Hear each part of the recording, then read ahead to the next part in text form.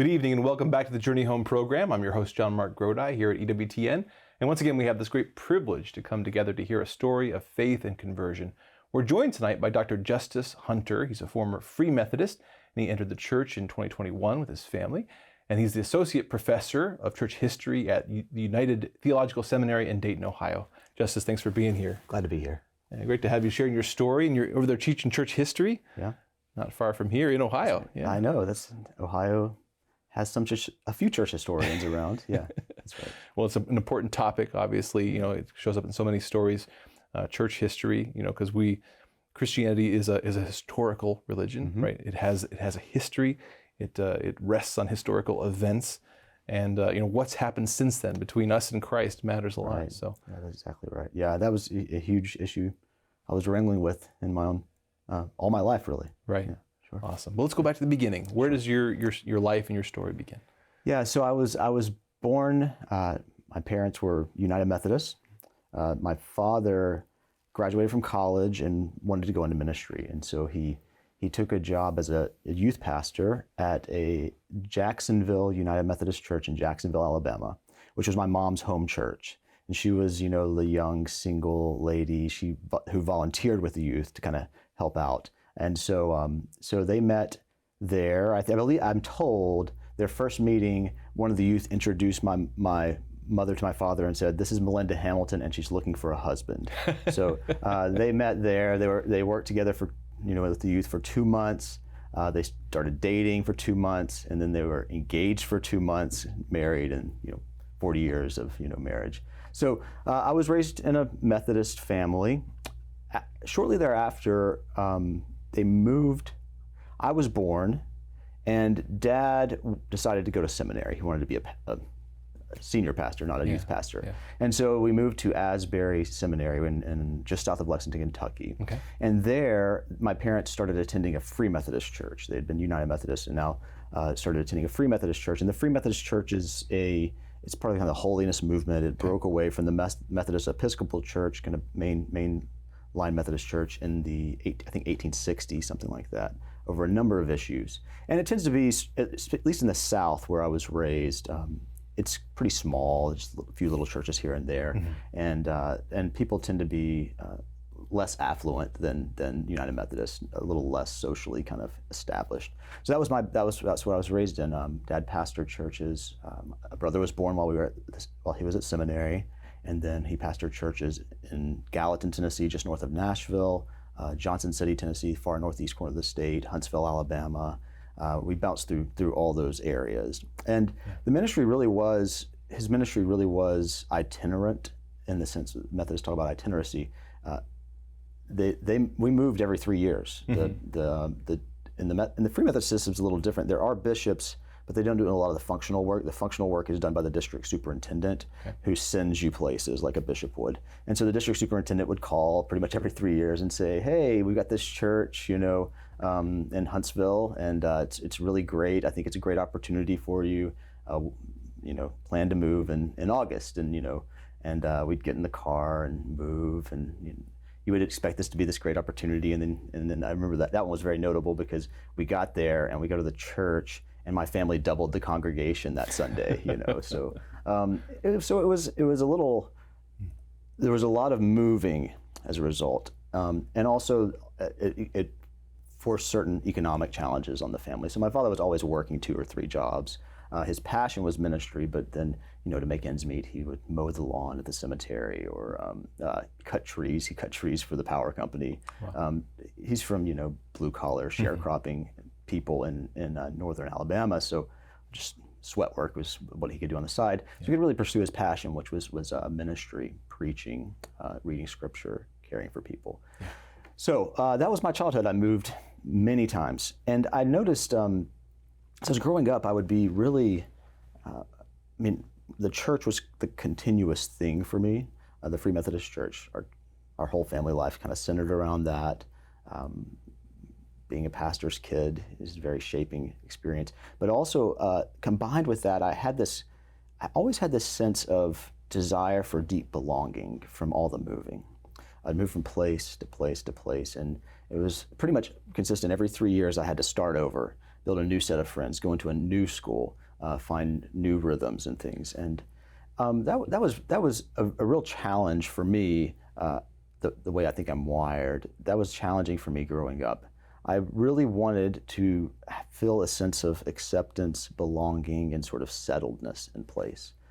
So over time, as I was growing older, I remember a couple of significant moves. One was when we moved to Huntsville, I believe it was my 7th grade year. We moved from Johnson City, Tennessee to Huntsville, Alabama, and Dad took the church there, and I didn't know anyone. And I had started kind of playing guitar a little bit at the time, and had been begging my dad to buy me a guitar, and he said, "Oh, you just play at your friend's house, we don't have money for that." Well, we made this move, and Mom and Dad thought, or probably my mom convinced my dad, let's get him a guitar. He needs something to do. We moved in the summer. He has no friends. So he bought me a guitar and started taking guitar lessons, and that became kind of like a key outlet for me. Yeah. As we made this transition. So I started growing, going through adolescence now. More complicated interior life is developing for me, and I would use that guitar, the music thing, to kind of create space. And also I discovered that it's a helpful way to kind of, you get in middle school, high school, you need kind of like your thing for your identity, Yeah. And that really kind of became it. So music, what do you do? Oh, I play guitar when I'm in free time. And people kind of thought that was cool, I was not very athletic, so that wasn't an option. So I would play guitar, I'd go to school, and I started developing friendships with other people who were into music and into rock or something like that. And so, we'd have these terrible garage bands, and that became sort of my little sense of belonging. These other guys I'd play and terrible music in their garage. But that community really, I think, was kind of the first place where I felt a real sense of deep kind of camaraderie with people outside the church. And increasingly, that kind of created a world where I sort of started to get between these two places. These friends were not, maybe their parents made them go to church, but no one was intensely serious about their faith as my family was as a pastor's kid. And so going into high school, I found myself sort of shifting between these two spaces. Go to school, do this, and then this. And increasingly, that was my identity, and then I would just appease Mom and Dad, on this other side. Until my, I think it was the summer after my freshman year of high school. Free Methodists have this, and a lot of Wesleyans in the Holiness tradition have this old camp meeting tradition, which is, summer times, you spend time and you get at pull out, and you go to camp, and you hear preaching, a lot of altar call, and not altar call for conversion, but altar call for deepening union with Christ is how I describe it now, kind of as if placing yourself on the altar in this kind of tradition. And I spent a lot of time in prayer that summer because I've been wrangling with this, and really felt that God was calling me to be more intent in forming my identity around the church and so on. And so I came back and kind of wrestled with that for a year or so, and just more engaged at church. And then my dad got called to take another job. Actually, he went to be a funeral director in Johnson City. That's okay. In Johnson City, Tennessee. He had been mowing the lawn at the funeral home while pastoring there, right. And now the funeral home had an opening. So we went back there. Dad was a funeral director, and then working in I think the decision was mostly an economic one. He decided that since I was really frustrated with this move, I did not want to make it. I didn't feel that I had voice in it. I now recognize it was the right decision, but I was very frustrated with it. And so as things shook out, my parents made the decision that Justus gets to decide where we go to church. Okay, we're going to move here. Dad is no longer in a parish type ministry, church ministry. His ministry now was working in the funeral home. He was a funeral director, and then also kind of the pastor at that community, and doing some hospice chaplaincy sort of type things as well. And so we'll let Justus pick the church. We didn't want to go back to the Free Methodist Church because Dad had been the pastor there, and that's sort of complicated. Yeah. So we start doing the tour of churches, and we go to this big church. I didn't know anything about doctrine or anything like that. What I knew was this church had lots of youth, and they gave out free donuts every Sunday. And so I was like, okay, that's the church that we should go to. So we started going to that church, and Is it not a Methodist church? it was not actually. It was a non-denominational church. Okay. I think that the shaping influence was Dallas Theological Seminary, Okay. and that was really difficult for my father. Theologically, it was very different. Very different. Okay. And so he didn't really get involved there. There was really no way for him to do ministry in that space. So. But I liked it for the community. I saw a community of people, and I wanted to belong and be a part of the community. And I think that I did want it to be church centered as we were kind of making this transition. Right. And that's what I saw there, and when I went after. And that really did. That was a good move for me because I formed relationships with other young people my age who were of various degrees serious about their faith, and they had a robust youth program with leaders, young adults, college students, who could kind of offer mentorship and guidance. And they did that really quite well.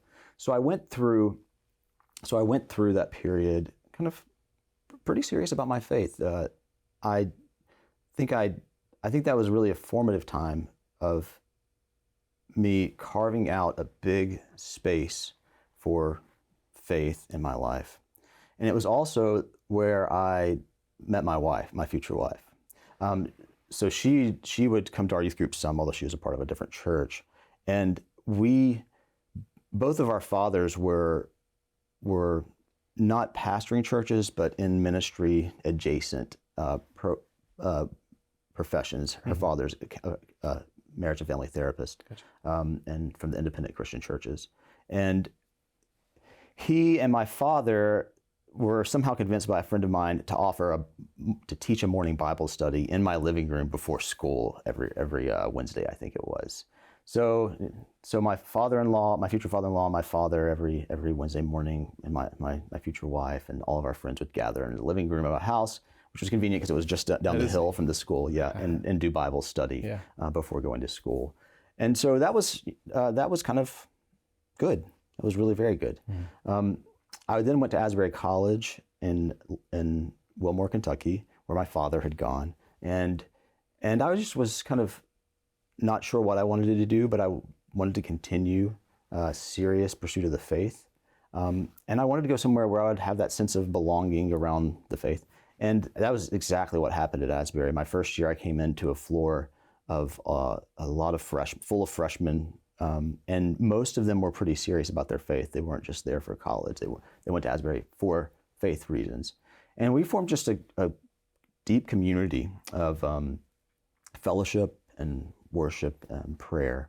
But unfortunately, some theological issues kind of arose in that community that led to some division and fragmenting and a little bit of kind of factional division, I would say. During that freshman year, which kind of ended it on a bad note, but still kind of pressed along. I was involved in a ministry called Young Life, which is sort of a evangelistic ministry to the local high school, and my wife also was involved. We were not dating at the time, but we just kind of she went to Asbury College also. Mm-hmm. We were not dating at the time, but we both got involved in the same ministry. We started doing ministry together. We were both really sold out Christians, as it were. That was what we were doing. We were mm-hmm. all in on our faith. I thought at the time I was going to probably finish college and then go into ministry with Young Life. Actually, was kind of what I expected to happen with my life, and started kind of preparing that way, working in the schools. Started working in the alternative school with kind of difficult children through Young Life's ministry, and I thought this might be what I do. Well, my senior year, we started dating the summer before my senior year. I kind of burnt out, honestly. Mm-hmm. I came in with mononucleosis. The ministry got really hard, and I was starting to think that I'm not so sure this is what I want to do mm-hmm. In this chapter of life, and just kind of started running out of steam that way. And I found, though, alongside that, an awakening of interest in theology. I'd been a pretty mediocre student up until probably my sophomore year of college. I was just disinterested until I took a class on, I think it was in modern theology, and I started reading modern theology. I read, I think, Bultmann, and I had like a crisis, and Paul Tillich, who are these kind of liberal Protestant thinkers. And I was, in crisis the couple of weeks, and then I read Karl Barth, and I was like, okay, maybe this will stabilize. And I just started reading kind of voraciously for class, on the side, theology, and then graduating, get married, and I need to do something professionally. I had a degree in Bible and theology, which is basically not marketable unless you go into ministry. And I pretty much burned out on kind of doing ministry for a season. And so I just took whatever job I could. I started selling Mazdas. That's where I found a job. I just applied everywhere, I started selling Mazdas, and I would go to work and I would sell cars and be filled with self-loathing and these sorts of things. Just lack of fulfillment, this is not scratching any itch. And then I'd come home and I'd decompress by sitting on the couch and reading, Karl Barth's Church Dogmatics. So I did this for a few months until my wife finally said to me, look, you're miserable, you hate your job, but you love this. What I want you to do, let's just figure out how to make this be what you do when you go away from me during the day. So when you come home, it's different. So that's why I went to seminary. I went to Asbury Theological Seminary, and I sat down in the provost's office and said, I think I want to learn theology. I want to learn about Karl Barth. I don't know if I can do that here. And he was very, very kind and said, well, we'll figure it out. Just come on. And so I did that. I went to Asbury Seminary. And that started a whole new kind of cycle of deliberation, discernment. I knew that I was a pastor's kid, and I did not have a strong desire for pastoral ministry. I had lived that life in a certain sense. And I knew that what I needed to do was, if I was going to do that, I needed a very clear and pronounced sense of vocation for it. I needed, Jesus needed to show up and say, do this, in a very clear way to me. And that had not happened. That had not really happened. And so I wasn't sure what I was doing in seminary. I tried a bit of this, a bit of that. I actually was in the Air Force chaplain candidate program. So I spent some time in the Air Force Reserves, pursuing and thinking about becoming an Air Force chaplain, because I liked working with young people. And then while I was doing that, I started performing well academically. I discovered, I just kept reading. Professors like that, if you read and read beyond what you're asked to read. And that really kind of started to seem like a possible option for me professionally. And so I had several conversations with faculty. Some had mentioned things to me about whether I'd like to keep studying. And so I started asking people, the faculty I trusted and admired, whether or not this was something to do, and talking with my wife and praying about it. And it seemed, I think this is the next step for us, or at least we'll try and see. So, well, at this point, before we go on, where were you guys going to church, and what would you have thought yourself at this point? You would identify as a Methodist? I was a Free Methodist. Free Methodist. Yeah, I was a Free so Methodist. That's right. Okay, That's right. solid. Yeah, I was a Free Methodist. Gotcha. I went to school, Free Methodist. Yeah. She was independent Christian churches. She was going to independent Christian church. We got married, and we bounced between the two, and then we settled kind of in Free Methodism. Theologically, that's kind of where you were at at this point. That's right. That's right. Okay. And so we were a Free Methodist church. The Free Methodist Church sponsored me in the chaplaincy. I was a Free Methodist Church chaplain candidate. That was sort of an ordination process had begun there that I was discerning, and specifically for the chaplaincy. And then on the other side, what I really wanted to do was just go to the library and haunt the stacks and read,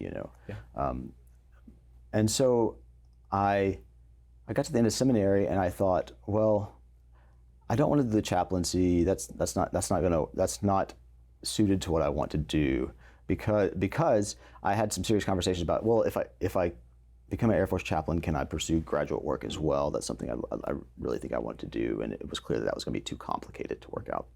So once it became an either or, it became clear, well, let's continue this academic path. So I began reading, though, in this whole process, I start reading modern theology, right? I wanted to study Karl Barth. I wanted to study Protestant, modern Protestant theology.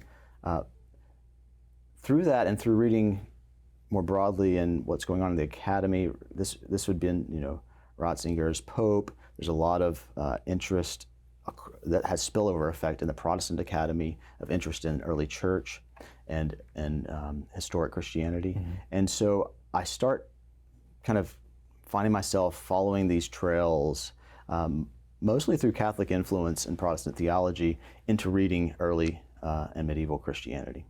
And so I start reading the Fathers. Right. And I'm really captivated by that literature. I have a couple of professors who aren't experts in the literature that offer guidance, hand me books, say read this person and that person, because they kind of dabble on the side as well.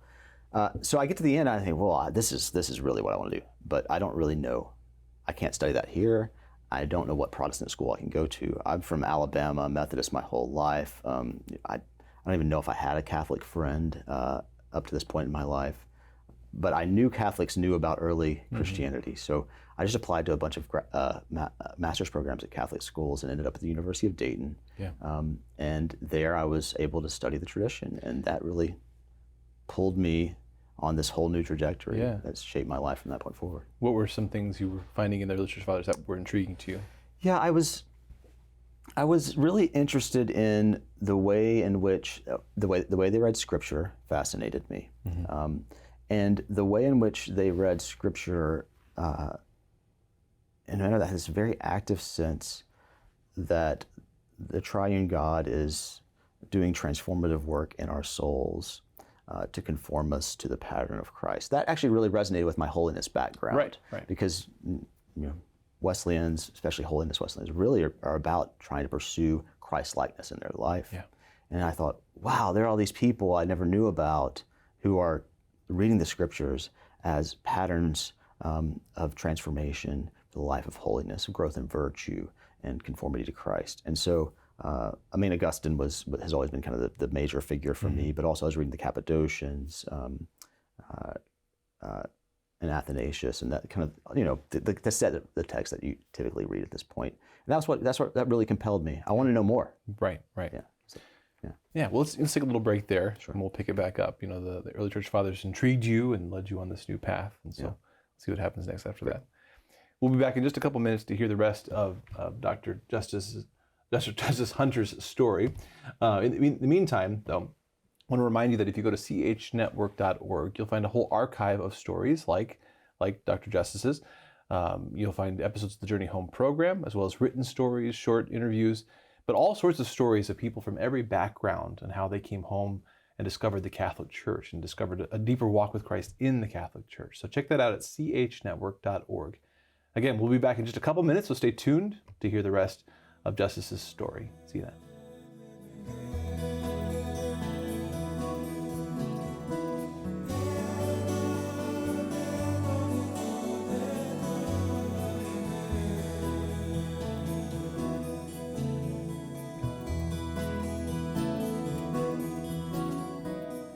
Well, welcome back to the Journey Home program. We're entering the second half of our hour tonight, speaking with Dr. Justus Hunter.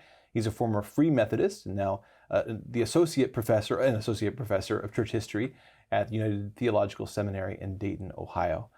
And just as when we left off, you'd begun to read the early church fathers and been intrigued by how they looked at Scripture, how they approached it. You encountered, writers who saw the Scriptures in a similar way to your holiness background in terms of this transformation in Christ.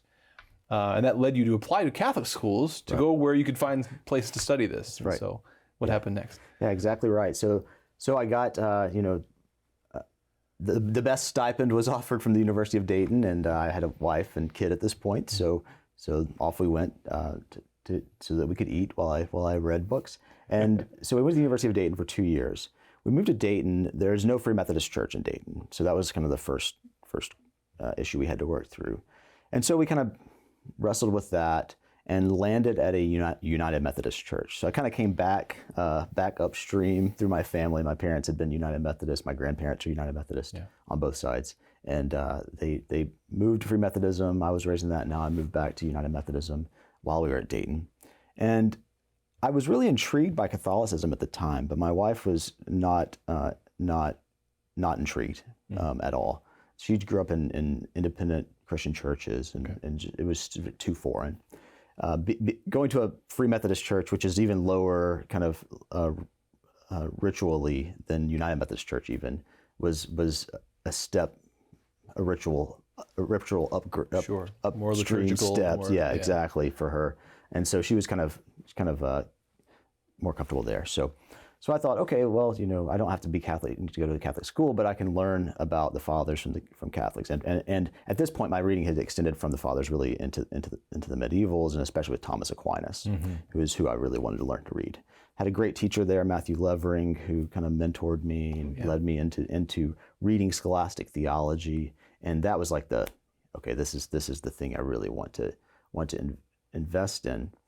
But as a United Methodist, so finished a master's program there, applied for doctoral programs, and ended up, I thought I got the perfect option, which was Southern Methodist University.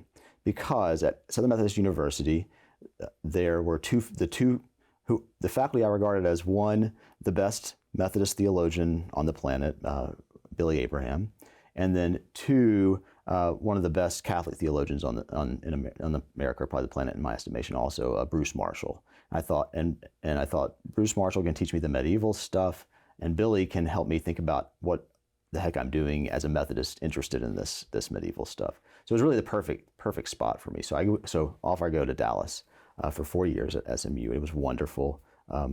It was more than I had hoped for.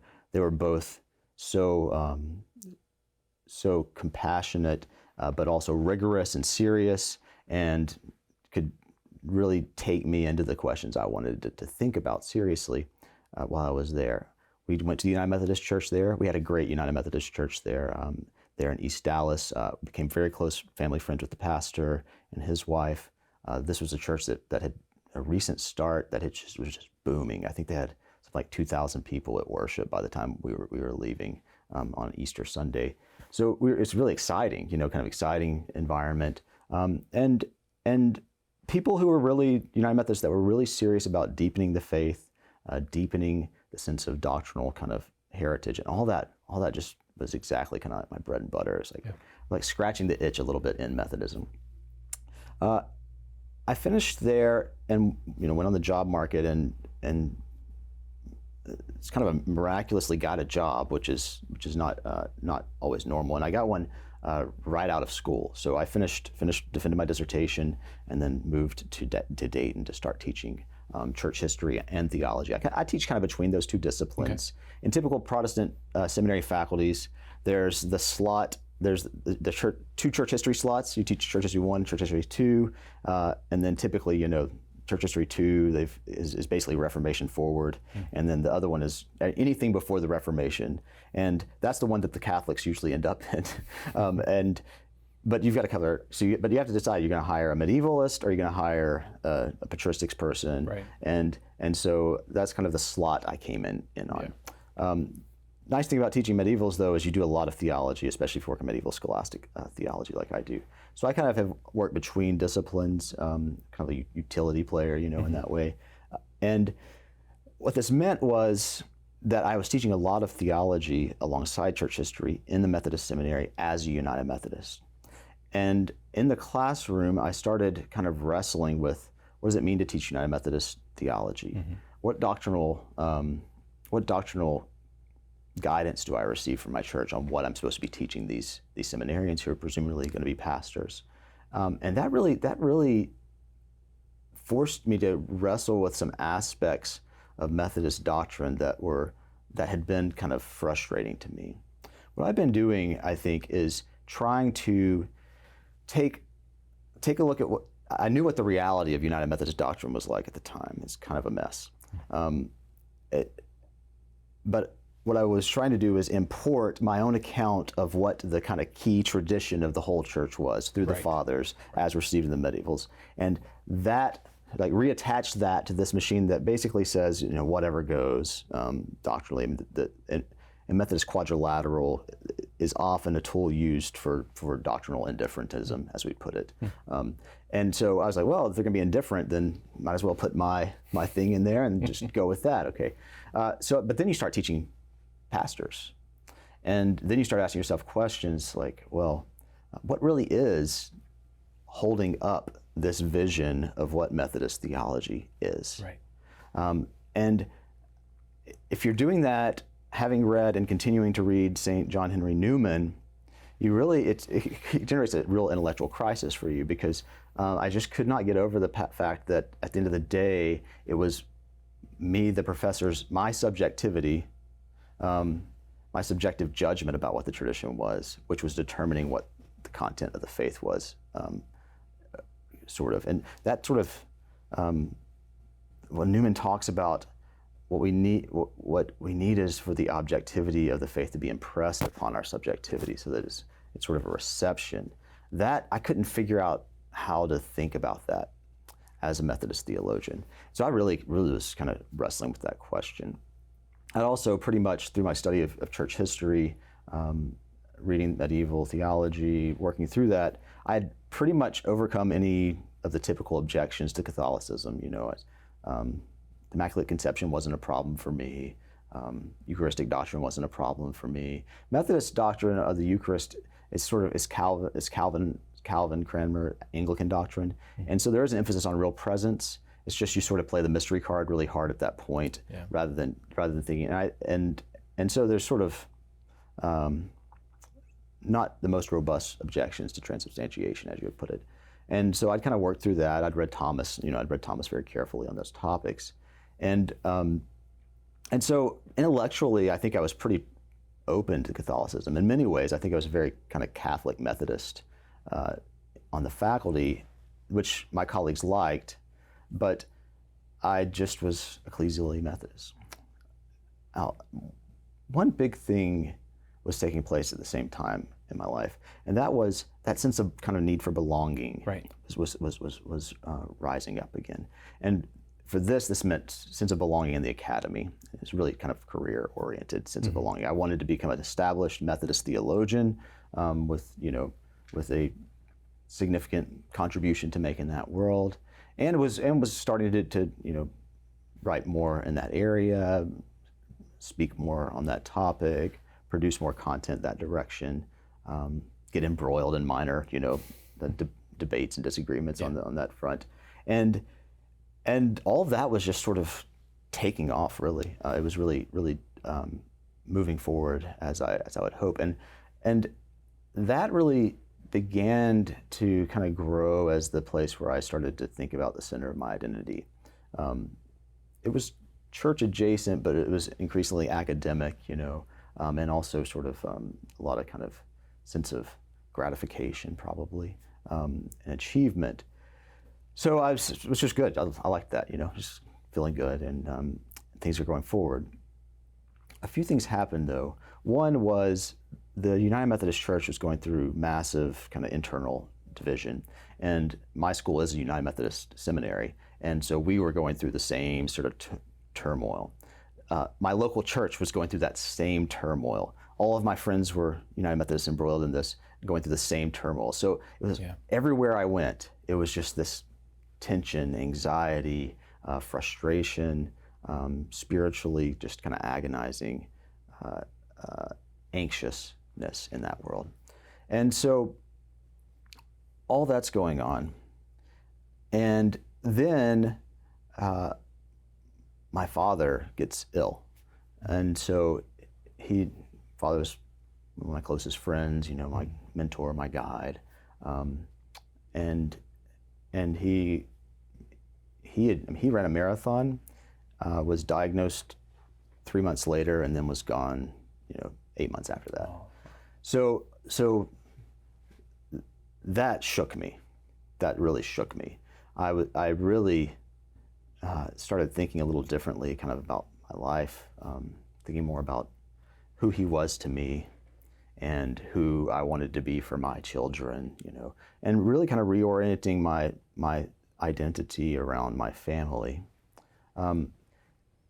That happened. Then the church I was going to just started kind of fragmenting over the social issues that are facing the church, and so that was kind of painful. And then my next door neighbor, had kind of a episode. He struggled with, I think, obsessive compulsive disorder, and that episode manifested in a lot of harassment of me personally, and then it started being directed at my wife. And so we thought this is getting to be an increasingly dangerous and difficult place to live. So what we did was I was granted sabbatical. I was writing a book with a collaborator, another Methodist theologian. It's a book that a lot of Methodist churches use for catechesis for confirmation. It's a confirmation book. It's been pretty successful. We're writing that book. I moved my family to my in-laws' house in Tennessee. I kind of remodel the house, try to write, find a house, move the family back, and we move across town at this point. At that point, we were like, okay, this is the time to exit that church that we had been in for a while. And so we kind of cut ties there, and we go back on the church market again. Yeah. So we look at a couple of United Methodist churches. We didn't feel at home, any of those were quite right for our family. A lot of them were older congregations. People wanted us to take our kids into like the quiet room in the back, And so we really kind of struggle with that. Come to find out, my wife, we had been homeschooling our children in the local Catholic co-op because of friends I'd had at the University of Dayton who were Catholic who were homeschooling. So all along, we've been kind of having this other space where our children are building relationships. And while I'm in this United Methodist world totally absorbed, my wife, she's kind of in that world too, but now she's got this whole other community of homeschooling Catholic families and these women who are doing the same thing we're doing in our household. Whereas our Methodist friends are mostly sending their kids to private school or they have one or two children. It's just a very different lifestyle they're living. They're both dual income. Right. Is a typical pattern. Well, I was totally surprised. My wife, who had been completely disinterested, says, "Why don't we just go to Mass?" And I said, "Really?" She said, "Yeah, I've been looking at these moms and I just admire their lives. They have these prayers that they can center their family around. They talk about building the church in the home. I really I need to figure out, that's what we need in our house. So let's just go to Mass and see what happens. But plus the kids' friends are there, Yeah. And so we just start going to Mass on Saturday night. We go to the Vigil Mass. And then on Sunday morning, I alone would get up and go to the United Methodist Church because I still felt professionally obligated to do so. Or they might come with me periodically. Yeah. Initially they started coming, but then eventually they're like, I think we're just going to go to Mass, So the next thing I know, my wife is saying, I think I might go to RCIA. Like, really? She's like, yeah. And then we start having conversations. What do you think? What would it look like for us to raise our kids Catholic? I was, at this point, so frustrated with the United Methodist Church and our children are aging. For me, the question became, okay, when my oldest graduates high school and I send him to college somewhere, am I going to encourage him to go to the closest United Methodist Church? How do I feel about that decision? Right. Where will it be at that time? Exactly. Yeah. And I knew the answer was never, never. I would not encourage, well, not never, if I knew the pastor or something. Sure. But no, I wouldn't do that. So I said, actually, I think this is a good decision for our family. I think raising our kids Catholic gives me a much more stable and confident sense that they will be raised in the faith and be given the resources they need in life to grow up and be as committed, be committed Christians, which is what is important to us on the way. So they were received in 2020, a year before me, actually. Wow. They were received. It's beautiful, wonderful. I held my daughter as she was one of my daughters as she was baptized, and it was really a joyous occasion. But then at that point, I was really conflicted because at this point, I really felt obligated to Methodism. I thought I was obligated. It was really the attachments I had to people, to endeavors we were doing. I was teaching theology as a Methodist in a Methodist seminary. That seemed to have some sort of commitments to it. And I wanted to do the honorable thing, so I was really kind of anxious. I was talking to my dean, and I said, Ellen's in the church now. The kids are in the church. I've been going to Mass and Methodist church. It's kind of a drag to, do all that. And he said, "You want to be Catholic, don't you?" And I said, "Well, yeah, it would simplify my life in a lot of ways." That's what I told him. And he said, "I don't think so. No, I think that's a bad decision. You're on this trajectory. Maybe you'll we've got things planned for you. That was his initial reaction. I was like really dispirited by that. I was like, man, this is not encouraging. What am I going to do? I'm going to Mass. I'm drawn to the Mass.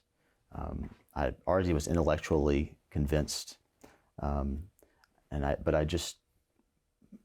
my livelihood is tied up with this. Right. We're single income family, and my identity has really kind of been built around this thing at this point. So, and that belonging that you look exactly. for. Yeah, I was feeling it. Yeah. I belonged. Yeah. In the rooms, where these things were happening. I was wanted to be there. Right. And I was getting that. I was really getting that. All that happened while my father was going through this process. Yeah. So I would just sort of was like, well, I guess we'll just kind of plod along here and see what happens. I started praying. I talked to friends, asked them to pray for me, Methodist and Catholic friends, and I found myself through the grieving of my father's passing, increasingly I needed to be held. I needed the church to hold me, support me, to give me words to pray in the midst of my grief.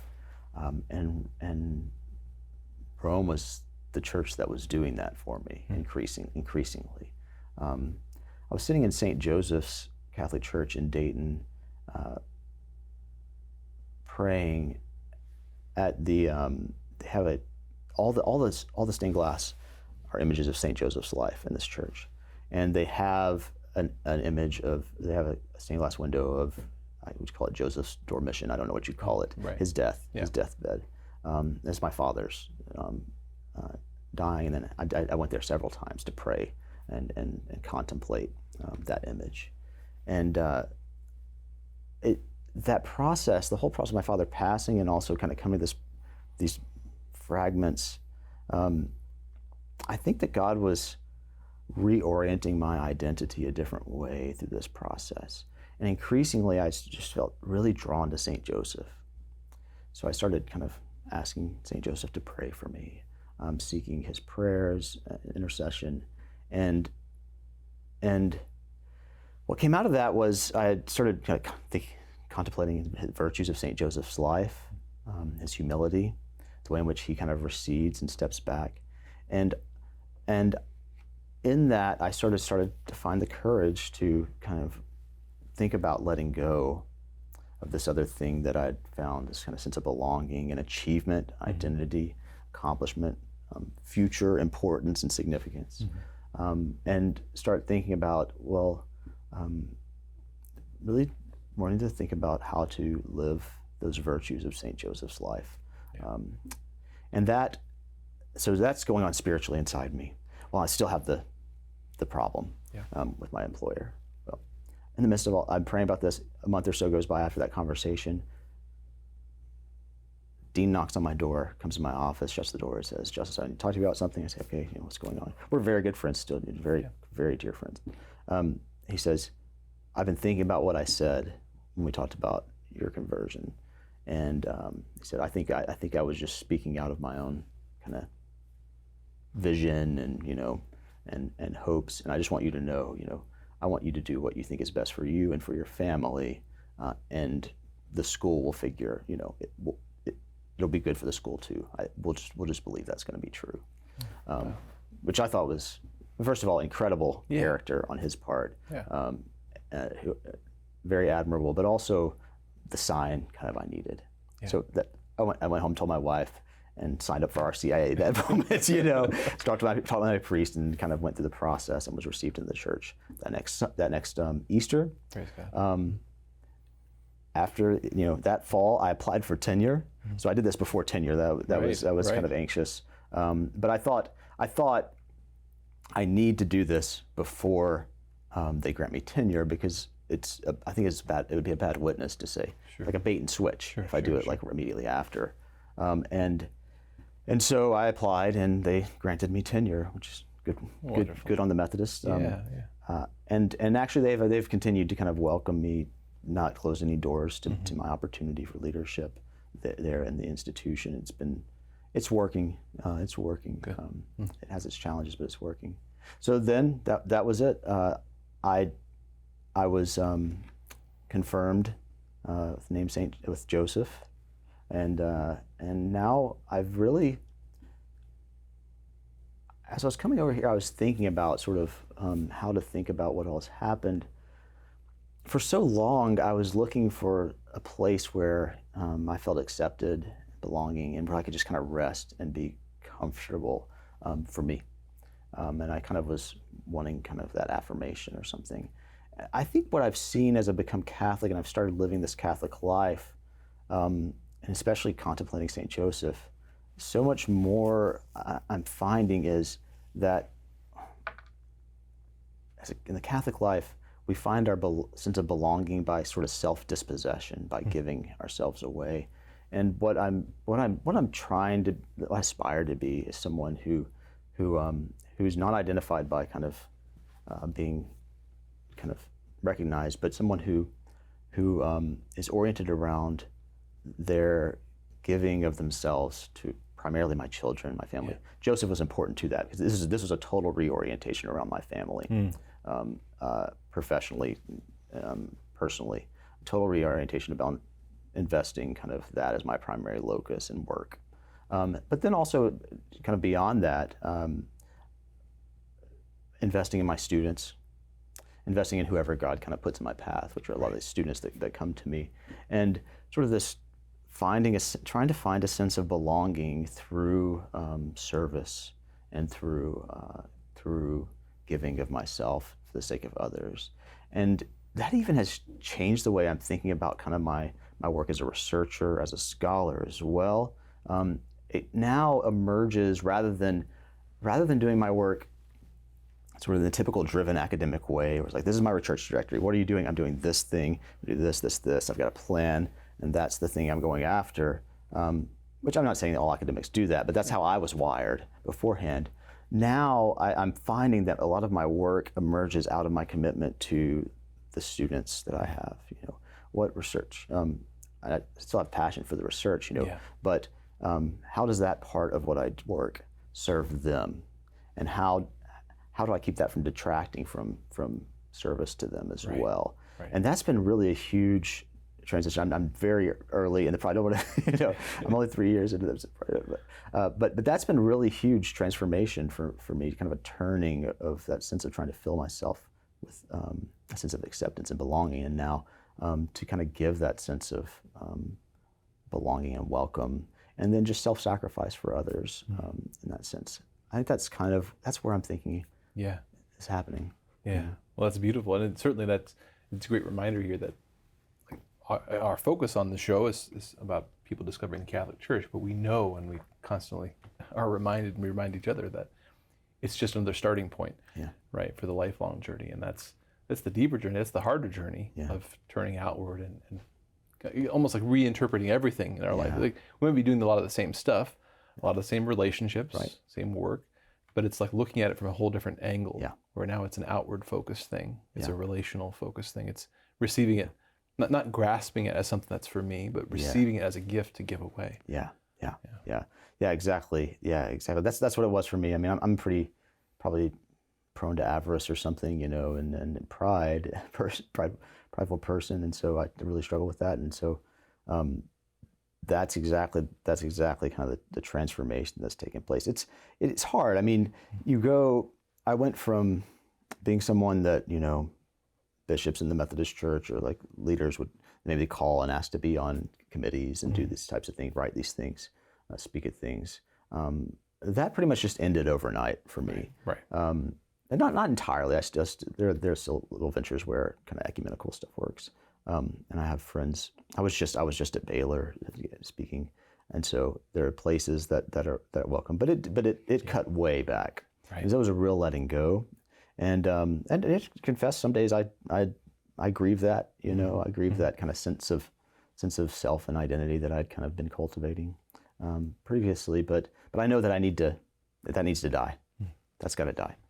So you're here at the Coming Home Network. We work with people who are becoming Catholic, and that people in your position is something we've always had a heart for, in the sense of pastors, but also, with a wider circle of academics and missionaries, people for whom becoming Catholic is not just going to RCIA and sort of just showing up at a different church service, but it really does dig into identity and profession and vocation and, the whole sense of what you've been working towards. And that's many Catholics, many lay converts don't quite recognize that unique position that you're in.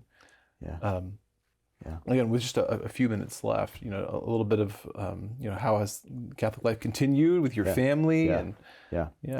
Yeah. So we've been, my wife pulls me along in most things.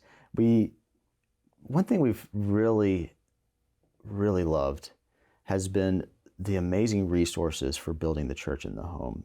Catholicism has. It's not a fault of Methodist. I mean, I was raised by really devoted Methodists. I knew a lot of people who are just incredible sanctity and devotion at Asbury. I was really, really marveled at some of the lives I saw. These are people for whom being a Christian is the most basic truth about them, and shapes their whole life. Right.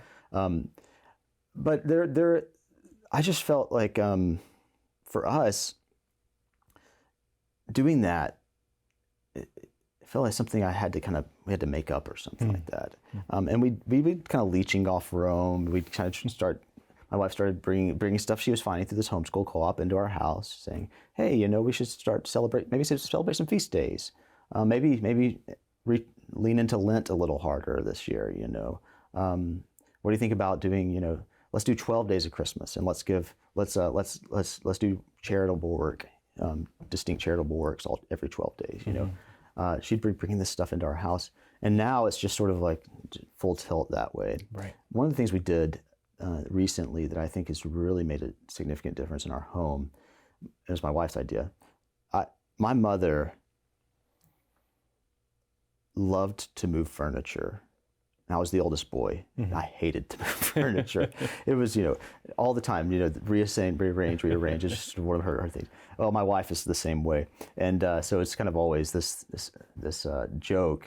She'll say, hey, honey, I got an idea, like, oh gosh, what do I have to move? And so she comes to me, she says, I got an idea. Let's move the dining room, which was the center room in our house, the way it was laid out. Let's just move that into the front room, which would be your typical, so that we can create a prayer room in the center of our house. And I was like, that seems weird.